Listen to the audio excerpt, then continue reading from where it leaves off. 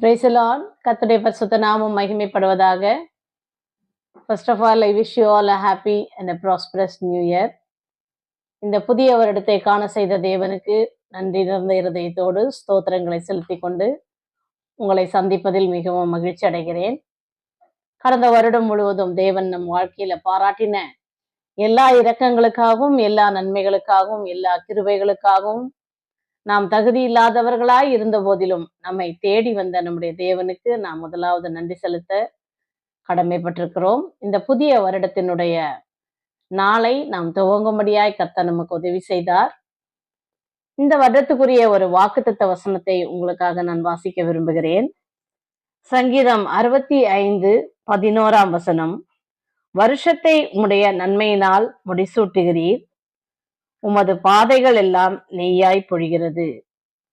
இந்த வசனத்துல நாம பார்க்கும்போது, வருஷத்தை உம்முடைய நன்மையால் முடிசூட்டுகிறீர். யார் நமக்கு என்ன விஷஸ் பண்ணாலும் ஆண்டவருடைய அந்த விஷ் தான் நமக்கு ரொம்ப முக்கியமானது. அவர் எப்படி நம்மள முடிசூட்டுகிறார்? முடிசூட்டுதல் என்றால் யாருக்கு முடிசூட்டுதல்? அதாவது பட்டாபிஷேகம் என்று சொல்லுவார்கள். அப்போ தேவன் நம்மை ஒரு ராஜாக்களாக, ராணிகளாக அபிஷேகம் பண்ணுகிறார். அந்த அபிஷேகம் எப்படிப்பட்ட ஒரு அபிஷேகமா இருக்கிறதுனா, நன்மையினால் நிறைந்த ஒரு அபிஷேகமாக இருக்கிறது. சோ தேவன் நம்மை நன்மையால் முடிசூட்டுகிறார். புதிய வருடத்திற்குள்ளாக வந்திருக்கிற நம்மை இந்த புதிய வருடத்திலே, இந்த 2026 வருடத்திலே பல கேள்விகளோடு, பல சந்தேகங்களோடு, பல சூழ்நிலைகளிலே இருக்கிற உங்களை பார்த்து தேவன் சொல்லுகிறார், வருஷத்தை நன்மையால் முடிசூட்டுவேன். இந்த 2026 ஆண்டு நீங்கள் உங்கள் பெயரை அந்த இடத்திலே போட்டுக்கொள்ளுங்கள். தேவன் என்னை இந்த வருடத்தில் நன்மையால் முடிசூட்டப் போகிறார். எனக்கு தேவையான நன்மை இந்த வருடத்தில் என்ன என்பது என் தேவனுக்கு தெரியும். ஒருவேளை உலக பிரகாரமான ஆசீர்வாதத்தை நீங்கள் வாஞ்சிக்கலாம், அல்லது ஒரு நல்ல ஆவிக்குரிய ஆசீர்வாதத்தை நீங்கள் வாஞ்சிக்கலாம். நீங்கள் வாஞ்சிப்பது என்னவாக இருந்தாலும் அது ஒரு நன்மையானதாக இருக்கும்போது தேவன் உங்களை நன்மையால் முடிசூட்டுகிறார். நாம் நன்மை என்ன என்பதை நாம் பார்க்கும் பொழுது பல காரியங்கள் நமக்கு கிடைக்கிறது. நன்மையான எந்த ஈவும், பூரணமான எந்த வரமும் ஜோதிகளின் பிதாவின் இடத்திலிருந்து இறங்கி வருகிறது என்று நமக்கு வசனத்திலே சொல்லப்பட்டிருக்கிறது. அதாவது நன்மையான எந்த ஈவும், ஈவு என்று சொன்னால் கிஃப்ட். சோ இந்த வருடமே நமக்கு ஒரு கிஃப்டாக தான் கொடுக்கப்பட்டிருக்கிறது. இந்த கிஃப்ட் ஆகிய இந்த வருடம் நன்மையான ஈவாக தேவனிடத்திலிருந்து நமக்கு வருகிறது. அடுத்ததாக நம்ம பார்க்கும்போது, பூரணமான எந்த வரமும், இதைதான் முதலாவதாக சொல்லும் போதே நான் சொன்னேன், ஆவிக்குரிய ஆசீர்வாதமாக இருந்தாலும், பூமிக்குரிய ஆசீர்வாதமாக இருந்தாலும், அது தேவனிடத்திலிருந்து. எப்படிப்பட்ட தேவன்? நம்முடைய தேவன் ஜோதிகளின் பிதாவாகிய தேவன். நம்முடைய தேவன் இருட்டுக்கான தேவன் அல்ல.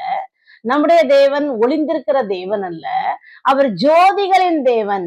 அவர் நான் உலகத்திற்கு ஒளியாய் இருக்கிறேன் என்று சொன்னார். என்னுடைய ஒளி உங்களிலே பிரகாசிக்க வேண்டும் என்று சொன்னார்.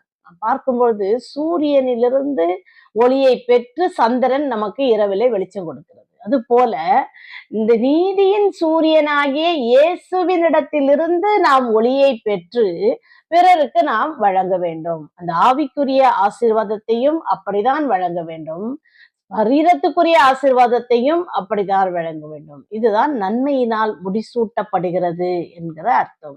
அந்த நன்மையான ஈவு யாரிடத்திலிருந்து தான் நமக்கு வரும் என்று சொன்னால், ஜோதிகளின் பிதாவாகிய தேவனிடத்தில் இருந்து இறங்கி வருகிறது என்பதாக சொல்லப்பட்டிருக்கு.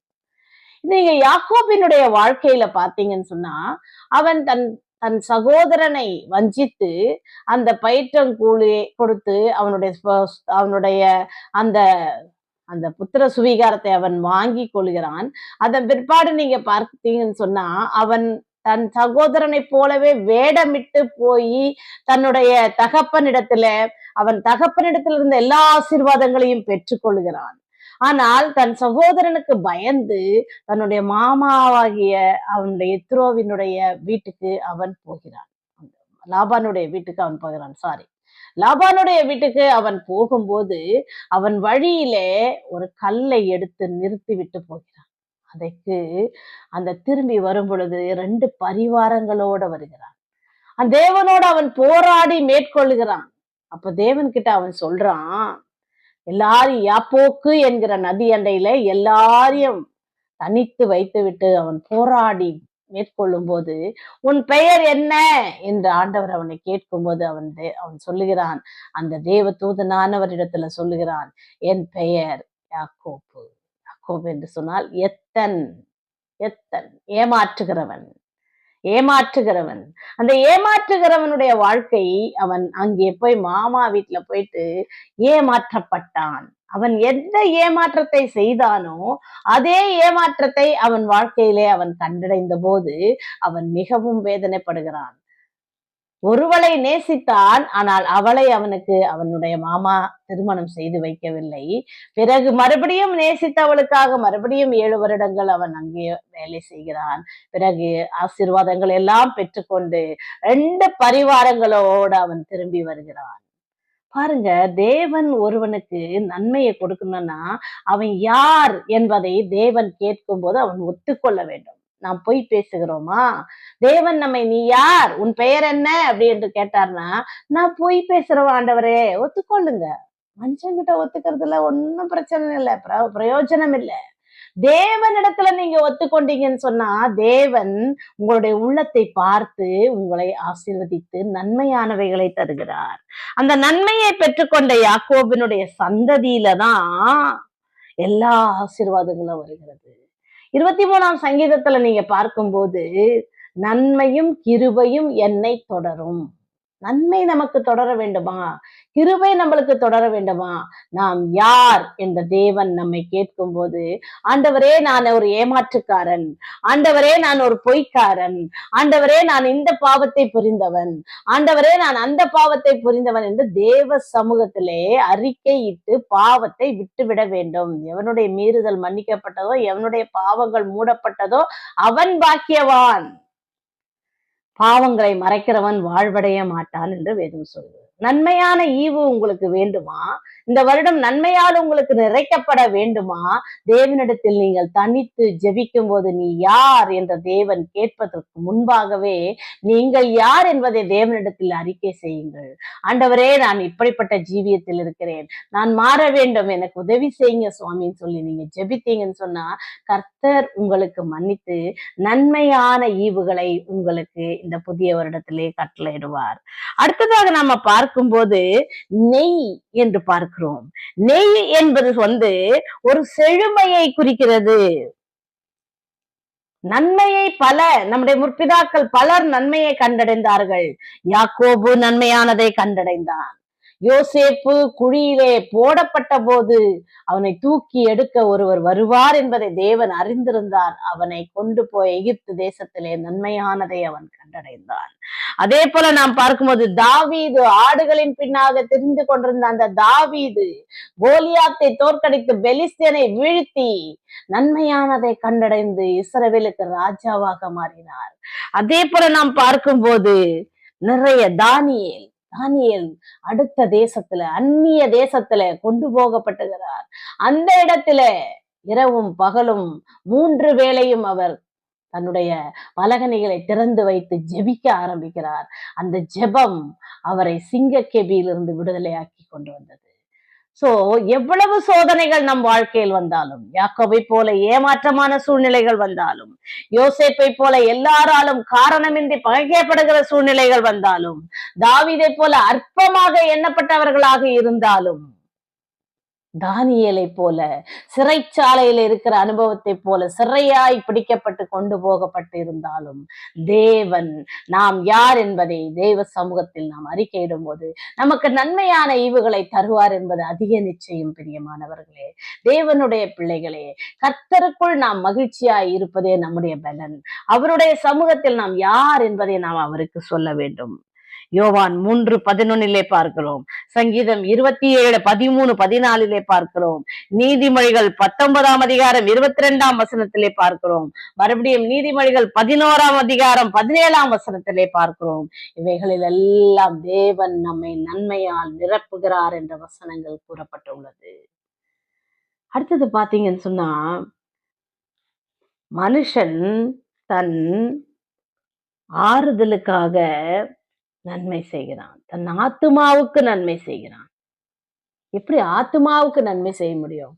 கர்த்தருக்கு பிரியமாய் நடக்கும் போது நம்முடைய ஆத்துமாவுக்கு நாம நன்மை செய்கிறவர்களாக மாறுகிறோம். அடுத்த அனுபவம் நெய். பாதைகள் எல்லாம் நெய்யாய் பொழிகிறது. பாதையில தண்ணீரே ஊற்ற முடியலங்க இன்னைக்கு இருக்கிற வறுமை நிறைந்த நாடுகள்ல. பாதைகள் பால் ஊற்றுவாங்க ஒரு சில காலங்கள்ல, இப்பெல்லாம் நெய்யாய் பொழிகிறது என்று வேதம் சொல்லுகிறது. நெய் உருவாக்கப்படுவதே அது ஒரு long process, very very long process. ஆனா அது மனம் மிக்கதாய் காய்ச்சப்பட்டு நமக்கு கொடுக்கப்படும் போது அது என்ன ருசிகரமாகவும் என்ன ஒரு மதுரமான வாசனை நிறைந்ததாகவும் இருக்கிறது. நம்முடைய வாழ்க்கையை கர்த்தர் அப்படி மாற்றுவார், ருசியுள்ள வாழ்க்கையாய் மாற்றுவார். ஒருவேளை இந்த 2025 டிசம்பர் 31 வரையிலும் உங்களுடைய வாழ்க்கை கசப்பானதா இருந்திருக்கலாம், அநேகரால் அருவருக்கப்பட்டதா இருந்திருக்கலாம், அநேகரால் தள்ளப்பட்டவர்களாக இருந்திருக்கலாம், அநேகரால் நீங்கள் ஒதுக்கப்பட்டவர்களாக இருக்கலாம், குற்றம் சுமத்தப்பட்டவர்களாக இருக்கலாம். ஆனால் இனி இந்த 2026 நீங்கள் விசுவாசியுங்கள், தேவன் உங்களுடைய பாதையை நெய்யாய் பொழிய பண்ண போகிறார். நெய் என்று சொன்னால் செழிப்பை காட்டுகிறது. செழிப்பு உங்க வாழ்க்கையில இந்த வறுமைக்கு ஒரு முற்றுப்புள்ளி, வறுமைக்கு ஒரு கோடு, தேவன் ஒரு கோடை கிழிக்கிறார். இதற்கு மேல் வறுமை என் பிள்ளை என் வாழ்க்கையில் வராது என்பதாக தேவன் ஒரு கோட்டை கிழித்து அதற்கு கீழாக உங்களுக்கு செழிப்பு என்கிறதான காரியத்தை தேவன் கட்டளையிட்டு எழுதுகிறார். அது மட்டும் இல்ல, நீ பாத்தீங்கன்னு சொன்னா ரொம்ப சாஃப்டா இருக்கும், சாஃப்டா இருக்கும். அந்த சாதத்தை ஊட்டு, சாதத்துல அதை போட்டு நீங்க சாப்பிட்டாலும் சாஃப்ட் ஆகும். வேற எந்த பலகாரங்கள்ல நீங்க போட்டாலும் அது ஒரு சாஃப்ட்னஸ் கொடுக்கும். ஒரு சப்பாத்தி பண்ணணும்னா கூட அதுல நெய் போட்டு பிசைஞ்சீங்கன்னா ஒரு சாஃப்ட்னஸ் கிடைக்கும். நம்முடைய வாழ்க்கையை தேவன் சாஃப்ட்னஸா மாத்த போகிறார். அமர்ந்த தண்ணீர்கள் அண்டையில நடத்த போறார். ரோஜா இதழ்களின் மேல் நடக்கிறதான வாழ்க்கையை போல தேவனால் மாற்ற முடியும். ஒருவேளை முள்ளுகள் நிறைந்த வாழ்க்கை என் வாழ்க்கை என்று கண்ணீர் வடித்துக் கொண்டிருக்கிறாய சகோதரனே சகோதரியே, தேவன் உன் வாழ்க்கையை ரோஜா இதழ்கள் மேல் நடக்கும் ஒரு சாஃப்ட்னஸ் ஆன ஒரு வாழ்க்கையாக தேவன் உனக்கு மாற்றி கொடுக்க அவர் வல்லமையா இருக்கிறார். காயங்களை ஆற்றும் நெய்யோ வெண்ணையோ காயங்கள் பட்ட இடத்துல தடவணும்னு சொன்னா அது காயங்களை ஆற்றும். அப்போ ஒரு டிராப் நெய், ஒரு பாட்டில் நெய், ஒரு 50 கிராம்ஸ் நெய் வாங்கவே நம்ம கஷ்டமா இருக்கு. ஆனா தேவன் சொல்லுகிறார், பாதைகள் எல்லாம் நெய்யாய் பொழிகிறது, விசுவாசித்தால் நீதிமான் பிழைப்பான் என்று சொல்லுது. அப்ப விசுவாசித்தால் நம் பாதைகள் நெய்யாய் பொழிய தேவனால் செய்ய முடியும். சிறப்பானதை நமக்கு அவர் உண்டாக்கி கொடுக்க அவரால் முடியும். அது மட்டும் இல்லைங்க, நிறைய நாள் நான் நினைச்சிட்டு இருந்தேன் நெய் ஒரு பேட் கொலஸ்ட்ரால். No, never. நெய் ghee is a good cholesterol. அதனால உடலுக்கு எந்த பாதிப்பும் அளவா எடுக்கணும். அளவா எடுக்கும்போது எந்த விதமான பாதிப்புகள் நமக்கு வராது. நெய்யை நாம உட்கொள்ளும் போது நம்முடைய சரீரம் பளபளப்பாய் தோன்றும். நம்முடைய ஆவிக்குரிய ஜீவியம் தேவனிடத்தில் நெருங்கி ஜீவிக்கும் போது செழிப்பானதாய் காணப்படும். ஆகவே பிரியமுள்ள பிள்ளைகளே, நம்முடைய பாதைகள் நெய்யாய் பொழிய வேண்டும் என்று சொன்னால் நாம் தேவனிடத்தில் சேர வேண்டும். நம்முடைய வாழ்க்கை மிருதுவானதாய் மாறும், நம்முடைய வாழ்க்கை செழிப்பானதாய் மாறும், நம்முடைய வாழ்க்கை பிறருக்கு ஆறுதல் தருவதாக. வயிற்று வலி ரொம்ப கஷ்டப்படுறாங்கன்னா நெய் சாதம் சாப்பிடுங்கன்னு, வயிறுக்கு ஒரு மாதிரி நிம்மதி இருக்கும். சோ மற்றவங்களுக்கு நிம்மதி கொடுக்கிறவங்களா, ஆறுதல் கொடுக்கிறவங்களா நம்ம மாறுவோம். அது மட்டும் இல்லாம நம்மளுடைய எரிச்சல்களை நெய் அடக்கும்.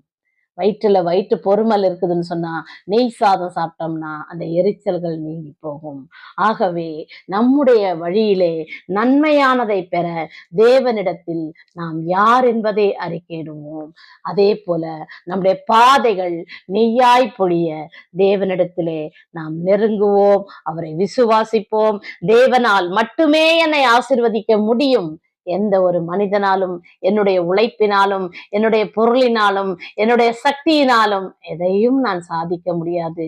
தேவன் ஒருவர் மாத்திரமே அதை சம்பாதிக்கும்படியான பலனை எனக்கு கொடுக்கிறார். என் பாதையை நெய்யாய் பொழிய செய்வார் என்று விசுவாசிப்போம். கர்த்தர் தாமே உங்களை ஆசீர்வதிப்பாராக. ஜெபிப்போம். கிருபையும் இரக்கமும் நிறைந்த நல்ல ஆண்டவரே, இந்த மாலை வேளைக்காக ஸ்தோத்திரம் ஆண்டவரே. நம்முடைய பிள்ளைகளை கர்த்தாவே கிருபையால நிரப்பும் ஆண்டவரே, நன்மையால நிரப்பும் ஆண்டவரே. அவருடைய பாதைகள் எல்லாம் நெய்யாய் பொழியும்படி செய்யும். இந்த வருடத்தை 2026 அவர்கள் எந்த விஷயத்தில் நன்மையை விரும்புகிறார்களோ அந்த நன்மையால் அவர்களை நிரப்பி, எந்த விஷயத்தில் கர்த்தாவே செழிப்பை விரும்புகிறார்களோ அந்த செழிப்பை கட்டளையிட்டு கர்த்தாவே ஒவ்வொரு பிள்ளையையும், இதை கேட்கிற ஒவ்வொரு பிள்ளையையும் நீர் ஆசீர்வதிக்க வேண்டுமாய் ஜெபிக்கிறேன். தேவ கரத்தில் தருகிறேன். மீட்பரின் நாமத்தில் பிதாவே, ஆமென்.